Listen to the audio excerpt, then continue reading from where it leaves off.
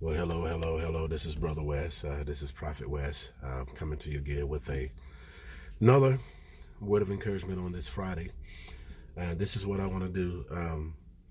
For so long, I've been hearing conversations of people in different situations needing healing, needing deliverance, and crying out for help, and different areas.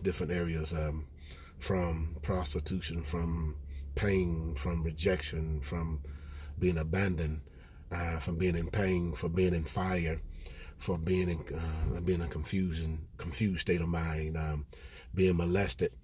A lot of those sounds I've heard for a while, and what God is doing now with me, or the sensitivity of what God is allowing me to sense and feel, the more compassionate I am, the more close I get to God, the more I'm able to feel and sense even more certain things.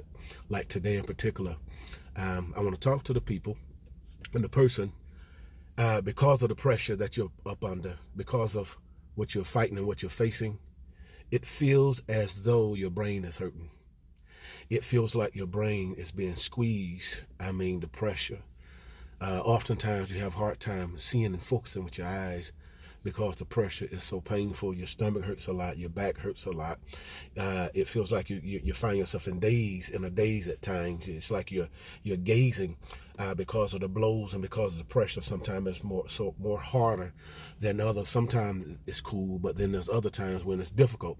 In those difficult times, you really want to be quiet. You really want to stay away from yourself because if people around you in those moments where you're feeling a certain way, you don't want to have to snap at them, because it's almost like having a itch that you can't get to, but you're trying to get to it, but the frustrating part, you can't get to it.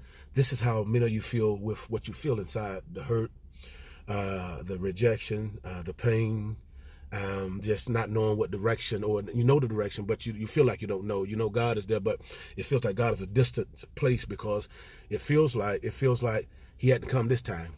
Even though he's come last time, but he hadn't come this time. See, but this is where the place where you have to go back in your mind and your spirit and remember.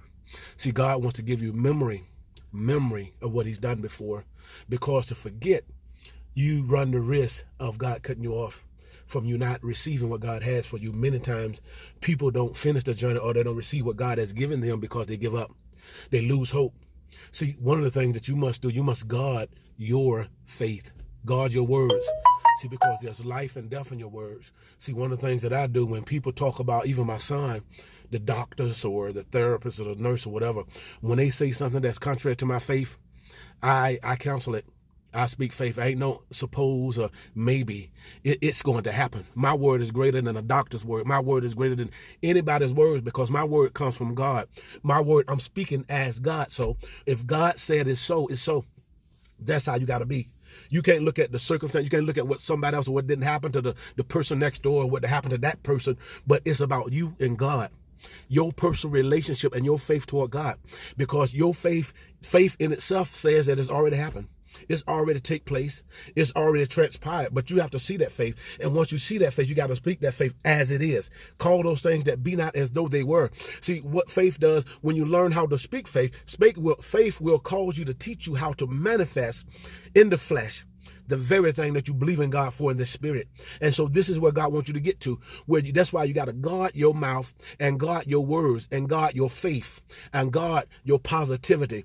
If someone comes around speaking something total opposite of what your faith says and what God has said to you, you must kindly remove yourself, because see, there's no fellowship with light and darkness, but there must be unity when it comes to agreement and come to believing what God says. So if someone around you they're not speaking unity, they're not speaking faith, then kindly remove yourself from them. It takes faith. Even the Bible said that Jesus couldn't perform certain miracles in his own country because of the lack of unbelief. So see, Jesus wants your faith to become strong in this situation. This is why you must stay focused. Stay focused on what God has told you. Stay focused on what God has spoken to your spirit, and stay right there, and don't waver. Don't go left or right. Stay the course. This is what God wants to do. Stay the course. Don't look to the right. Don't look to the left. But stay the course and let God feed you. Let faith feed you. Let confidence feed you. Let joy feed you. Let your purpose feed you. Stay grounded and stay focused. This is my morning word nugget for this morning. Be encouraged. Be encouraged. God bless you.